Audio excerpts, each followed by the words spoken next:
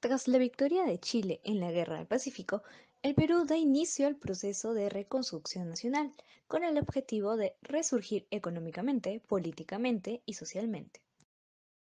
Con la derrota en el conflicto bélico y la expropiación de territorios ricos en recursos naturales, las autoridades peruanas trataron de mejorar la situación económica con exportaciones de carbón, petróleo y materias primas.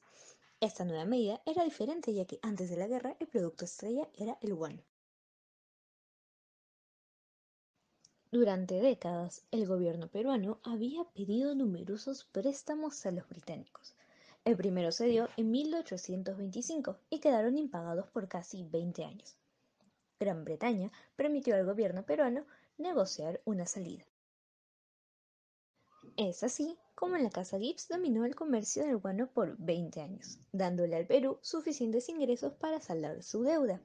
Entre 1850 y 1870, el Perú logró conseguir en préstamos más que cualquier otro país latinoamericano. Eventualmente, la deuda creció de tal manera que se convirtió en impagable, y después de la guerra con Chile, sin más guano ni nitratos, la única garantía que quedaba eran los ferrocarriles.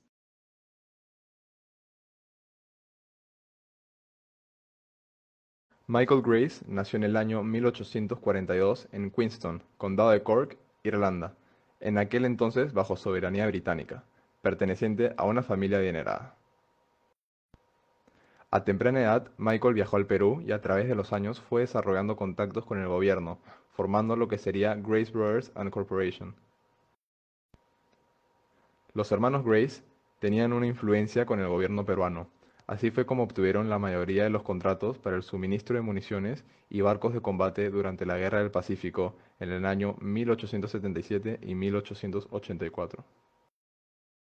A finales del año 1886, Michael Grace, en el nombre de los acreedores extranjeros reunidos en un comité inglés de tenedores de bonos de la deuda externa en el Perú, presentó al gobierno de Andrés Cáceres el proyecto de un convenio para cancelar la deuda peruana.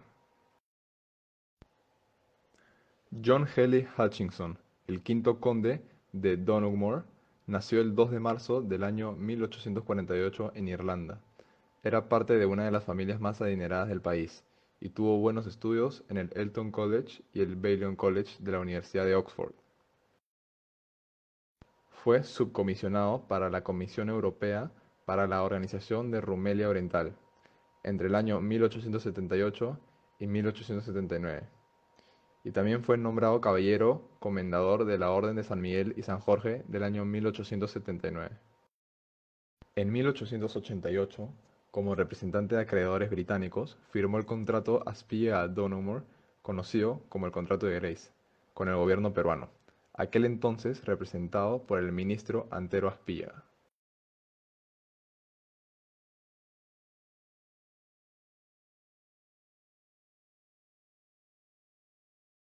Disposiciones del contrato Grace sobre ferrocarriles.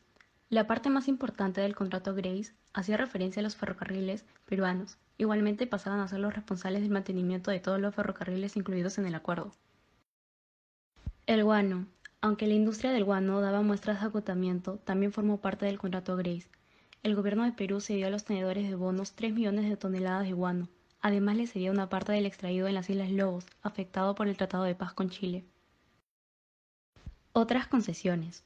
Además de las anteriores, el contrato establecía otras concesiones a los tenedores del bonos de deuda. Por último, el comité debía conformar una compañía radicada en Londres, a la que serían transferidas las concesiones y propiedades recogidas en el acuerdo.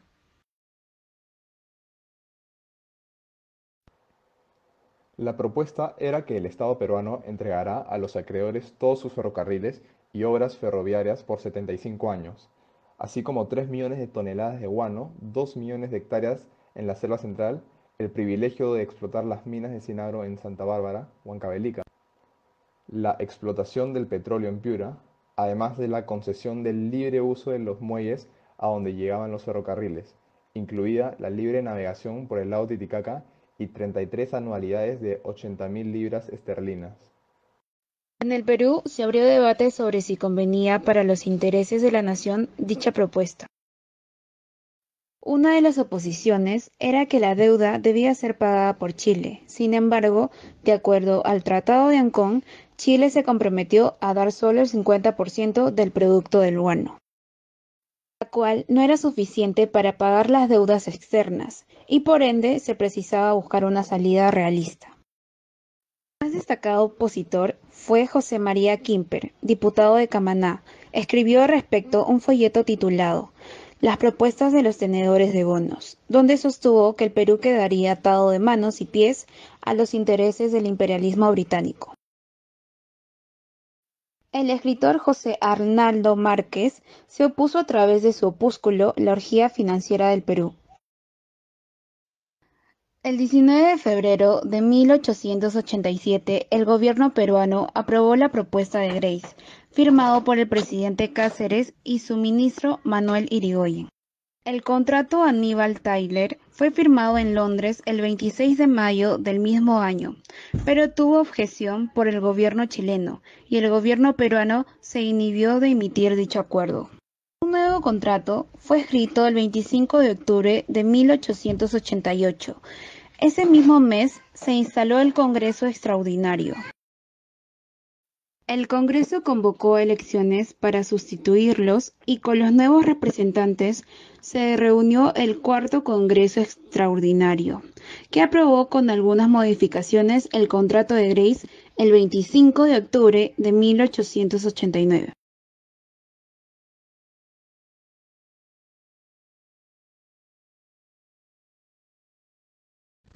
Los expertos señalan que el contrato Grace trajo tanto ventajas como desventajas para el Perú.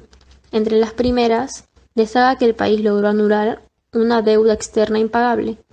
Además, permitió que recuperara la confianza de los mercados exteriores.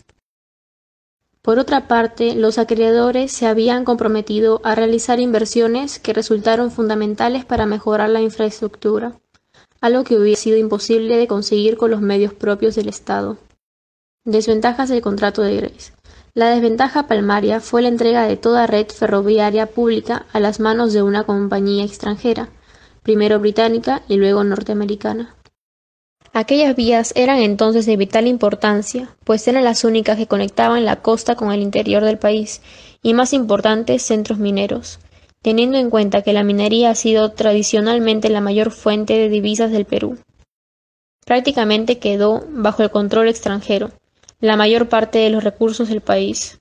Vimos también que la corporación peruana no cumplió la cabalidad de su compromiso de ampliar la red ferroviaria, ya que dejó en abandono muchas líneas.